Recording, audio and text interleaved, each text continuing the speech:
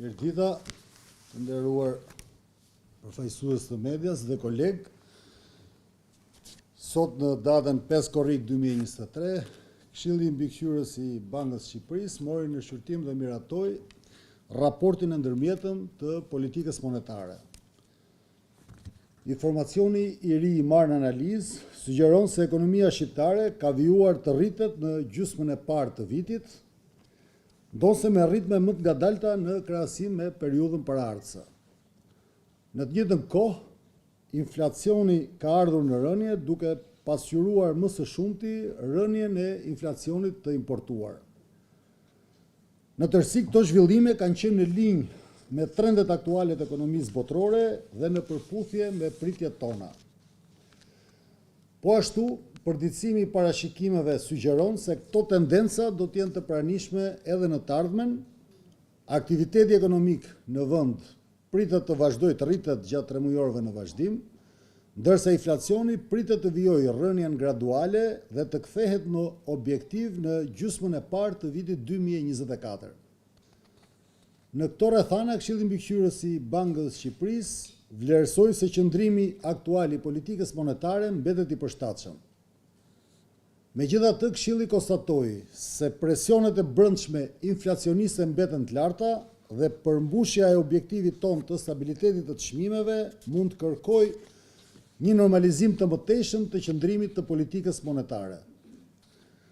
Në vijim do të sqaroj më në detaje vendimin e sotëm dhe arsyet që e motivuan këtë vendim. Inflacioni shënoi rënje gjatë 3 mujorit të dytë, duke regjistruar një vlerë mesatare prej 4.7% në muajt prill dhe maj. Kjo dinamikë është diktuar nga rënja e inflacionit të ushqimeve të përpunuara, të naftës dhe të produkteve të lidhura me të, ndërkohë që inflacioni I artikujve të tjerë të shportës është shfaqur relativisht I qëndrueshëm. Në aspektin makroekonomik, trendi I rënës I inflacionit pasqyroi ecurinë e ngjashme të këtij treguesi në partnerët tanë tregtar, forcimin e kursit të këmbimit të lekut ndaj euros, si dhe efektet e bazës së lartë krahasuese. Nga ana tjetër, presionet e brendshme inflacioniste vijojnë mbeten të larta, në pasqyrim të kërkesës së lartë për mallra dhe shërbime, të kushteve të shtrënguara në tregun e punës dhe të rritjes së shpejtë të pagave dhe të kostove të punës.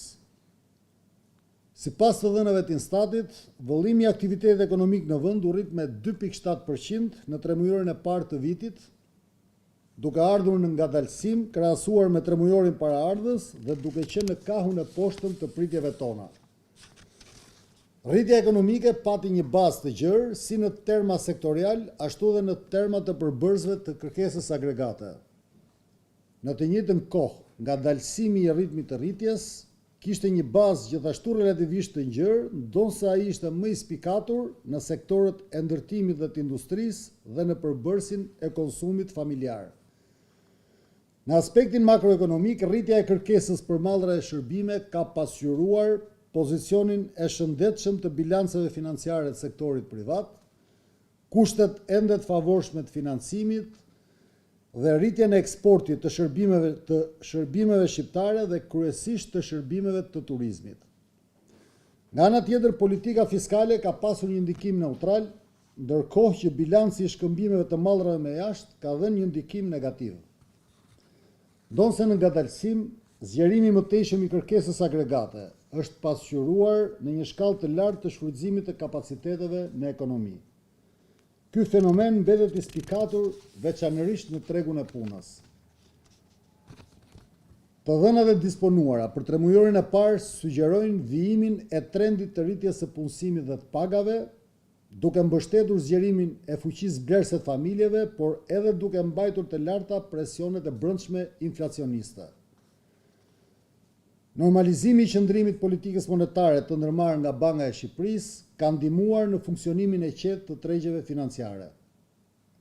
Megjithatë, gjatë 3 mujorit të dytë, këto tregje janë karakterizuar nga një reduktim I normave të interesit të letrave me vlerë të qeverisë dhe të kredive në lek, si dhe nga një forcim I shpejtë I kursit të këmbimit.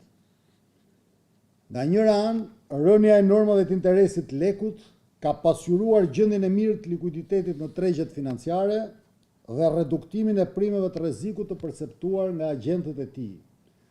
Nga ana tjetër, forcimi i kursit të këmbimit lekut ka pasqyruar përmirësimin e vazhdueshëm të bilancit të shkëmbimeve tregtare dhe financiare me jashtë, si dhe rritjen e interesit për të kursyer dhe investuar në monedhën tonë kombëtare. Në tërësi, normalizimi i qëndrimit politikës monetare ka krijuar kushte financiare më të përshtatshme për kontrollin e inflacionit. Megjithatë, edhe pse drejt shtrëngimit, kushtet financiare mbeten ende stimuluese për rritjen e konsumit dhe të investimeve. Në përgjigje të tyre, kredia për sektorin privat vijoi të rritet, ndërsa cilësia e portofolit kredive ka mbetur e kënaqshme, sikurse ilustrohet edhe nga nivelet e ulta të raportit të kredive me probleme. Shëndeti financiar i sektorit bankar sugjeron se ky sektor do të jetë i aftë të vazhdojë të përgjigjet të kërkesave të ekonomisë për fonde. Përditësimi i parashikimeve tona sugjeron se ekonomia shqiptare do të vijojë të rritet dhe se inflacioni do të shënojë rënje graduale dhe do të kthehet në objektivin tonë në gjysmën e parë të vitit 2024. Rënja e inflacionit do të pasqyrojë reduktimin e mëtejshëm të inflacionit në tregjet globale dhe normalizimin e qëndrimit të politikës monetare në vend. Ky normalizim do të krijojë një balans më të mirë midis kërkesës dhe ofertës, do të mbështesë stabilitetin e tregjeve financiare, si dhe do të ndihmojë në kontrollin e pritjeve të agjendëve ekonomik për inflacionin. Nga ana tjetër, aktiviteti ekonomik pritet të vijojë të rritet gjatë tremujorëve në vijim. Ritmi i rritjes pritet të vijë në ngadalësim të lehtë gjatë 2 viteve të ardhshme dhe të kthehet niveleve historike në afat të mesëm dhe në afat gjatë. Ky parashikim faktorizon shëndetin e mirë financiar të sektorit privat dhe atij bankar të ekonomisë shqiptare, perspektivën pozitive të tregut të punës, përmirësimin e besimit të familjeve dhe bizneseve, si dhe praninë e një ambienti financiar ende akomodues. Bazuar në sa më sipër, Këshilli Mbikëqyrës i Bankës së Shqipërisë në mbledhjen e sotme vendosi të mbajë të pandryshuar normën bazë të interesit në nivelin aktual prej 3%, të mbajë të pandryshuar normën bazë të interesit të kredisë njëditore në nivelin aktual prej 4% dhe gjithashtu të mbajë të pandryshuar normën interesit të depozitës njëditore në nivelin prej 2%. Megjithatë, Këshilli gjykon se presionet e larta inflacioniste nga ekonomia e brendshme mbeten një faktor rreziku për stabilitetin e çmimeve në vend. Në këto rrethana, Këshilli Mbikëqyrës do të monitorojë me kujdes situatën për të vlerësuar në vazhdimsi ecurinë e presioneve inflacioniste dhe për të identifikuar në kohë masat e nevojshme për arritjen e objektivit, përfshirë edhe normalizimin e mëtejshëm të qëndrimit të politikës monetare. Në çdo rast, politika monetare do të sigurojë kushtet e nevojshme për respektimin e objektivit tonë të stabilitetit të çmimeve në afatmesëm, duke u kujdesur në të njëjtën kohë të minimizojmë ndikimin e saj në frenimin e aktivitetit ekonomik dhe pasojat e mundshme të padëshirueshme në stabilitetin financiar të vendit. Ju falemnderit, kjo ishte deklarata e Këshillit Mbikëqyrës të Bankës së Shqipërisë pas mbledhjes së sotme për analizën e raportit të ndërmjetëm. Nëse ka ndonjë pyetje, po. Guvernator Albina Mine nga BC News. Një pyetje ju lutem në lidhje me luhatjen e kushtit të këmbimit, gjatë ditës së sotme kemi vërejtur se forcimi i monedhës kombëtare ka vijuar ndaj valutave të huaja, kryesisht ndaj euros. A ka në plan Banka e Shqipërisë të ndërhyjë për të normalizuar kursin e këmbimit dhe a keni bërë ndonjë monitorim apo a keni vëzhguar tregun, a keni hasur në problematika? Faleminderit. Atëherë ne tregun e monitorojmë jo çdo ditë, po çdo orë, tregun e këmbimeve valutore nëpërmjet Departamentit të Operacione Monetare. Lidhur me ndërhyrjet e Bankës së Shqipërisë, këto janë qartësisht të përcaktuara në rregulloret e Bankës së Shqipërisë, se kemi theksuar disa herë që Banka e Shqipërisë ndërhyn në kursin e këmbimit në raste qartësisht të përcaktuara. Ne ndërhyjmë për kur kemi çrregullime në kursin e këmbimit, nga faktor psikologjik ose spekulativ, pra kursi ka një sjellje spekulative i cili nuk mbështetet në aktivitetet dhe volumet e transaksioneve të tregut. Ne ndërhym në kursin e këmbimit në rastet kur blejmë valutë për krijimin e rezervës. Kjo ndërhyrje është e publikuar në fillim të vitit nëpërmjet ankandeve të kryera nga Banka e Shqipërisë për blerje valute. Këtë vit gjithashtu ne kemi publikuar dhe kemi ndjekur planin e ankandeve.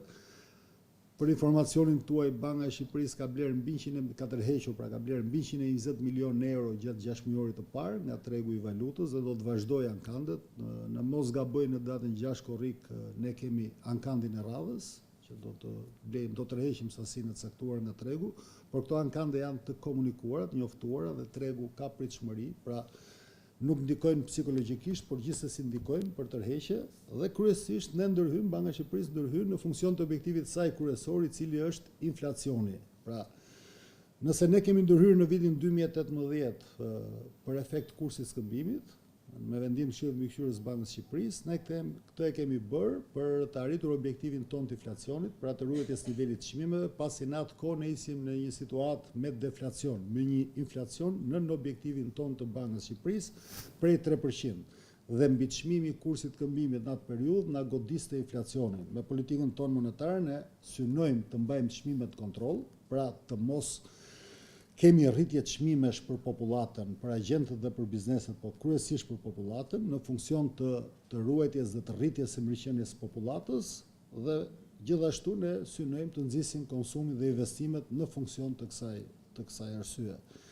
Aktualisht, për momentin, ne jemi në një situatë, jo vetëm ne, jo vetëm Shqipëria, rajoni, por e gjithë bota është një situatë inflacioniste. Pas pandemisë filluan shenjat e para të inflacionit dhe lufta e Rusisë në Ukrainë e përshpejtoi. Pra, inflacioni në Eurozonë po shkakton dhe recesion. Ne kemi marrë lajmet më të fundit nga ekonomitë më të mëdha si Gjermania dhe shtetet tjera të mëdha, të cilat po përjetojnë recesion. Fatmirësisht ekonomia e Shqipërisë nuk është në recesion, ne kemi një rritje të mirë ekonomike, kishim një rritje prej 4.8 vitin e kaluar dhe këtë vit ne parashikojmë që të kemi një rritje më të moderuar, por përsëri ne të kemi një rritje mbi 3%. Parashikimi i fundit i Departamentit të Politikës Monetare dhe i raportuar në mbledhjen e sotme në Këshillin Mbikëqyrës nga Banka e Shqipërisë është që ne presim të kemi për vitin 2023 një rritje ekonomike prej 3.8%.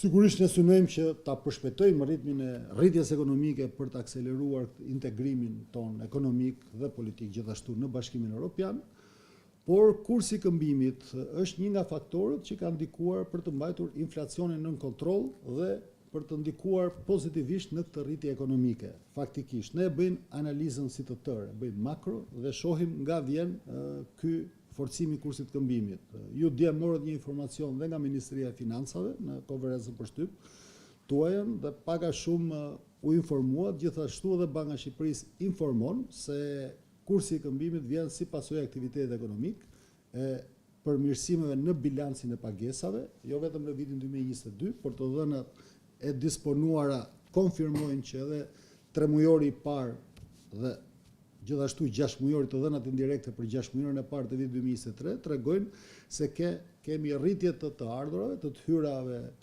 nga turizmi, që është pothuajse dyfishuar me periudhën paraprake, nga investimet e huaja direkte të cilat kanë rritje të konsiderueshme gjithashtu. Këtu përfshihen edhe blerjet e pasurive të patundshme nga jo rezidentët dhe gjithashtu ne kemi rritje të remitancave. Pra, këto 3 kanale kanë burimet mjaftueshme hyrjesh në valutë huaj, kryesisht në euro, të cilat mbështesin mbiçmimin e kursit këmbimit. Dhe përsa kohë që mbiçmimi i kursit këmbimit përcaktohet nga faktor real fundamental të ekonomisë, dhe përsa kohë që Banka e Shqipërisë ka të përcaktuara kriteret e saj në rregullore dhe në ligj për ndërhyrje për kursin e këmbimit, ne nuk shohim një arsye për të ndërhyrë për kurs të këmbimit. Nëse ne do të kishim një devijim nga këto kritere, sigurisht që ne do ndërhyrim sikurse kemi ndërhyrë. Ky është qëndrimi i Bankës së Shqipërisë për kursin e këmbimit. Tani për më tej, pasi për informacionin tuaj, unë do doja të informoja që javën që vjen ne kemi organizuar një mbledhje me shoqatën e bankave, me drejtorët e përgjithshëm të bankave nivelit 2 dhe me menaxhimin e bankave nivelit 2 për të diskutuar efektet që ka kursi i këmbimit stabilitetit financiar për bankat e nivelit dytë, por nga ana tjetër për diskutuar dhe efektet që do të kenë bizneset që preken nga ndikimi i kursit këmbimit, pa nga miçmimi i kursit këmbimit, në raport me bankat e nivelit dytë, për të ndihmuar bankat dhe këto biznese, pra për të mbajtur nën kontroll kredinë e keqe nga këto biznese dhe njëkohësisht për të rritur bashkëpunimin e bankave me bizneset, kryesisht bizneset eksportuese, fason që preken nga ndikimi i kursit këmbimit, në funksion të menaxhimit të këtij risku, të riskut të kursit këmbimit nëpërmjet bankave dhe këtyre bizneseve dhe gjithashtu për diskutuar pastaj me bankat dhe për ndihmesën që mund të jepet këtyre bizneseve për një ristrukturim më proaktiv të rasteve në vështirësi financiare që vijnë si pasojë e kursit këmbimit. Kjo do të diskutohet javën që vjen, por kjo është për informacionin tuaj. Në raport me pyetjen që ju bën, unë ju shpjegova qartë kur Banka e Shqipërisë ndërhyn për efekt kursin dhe pse ne nuk jemi në këto momente, në këto situata. Pyetje tjetër, faleminderit.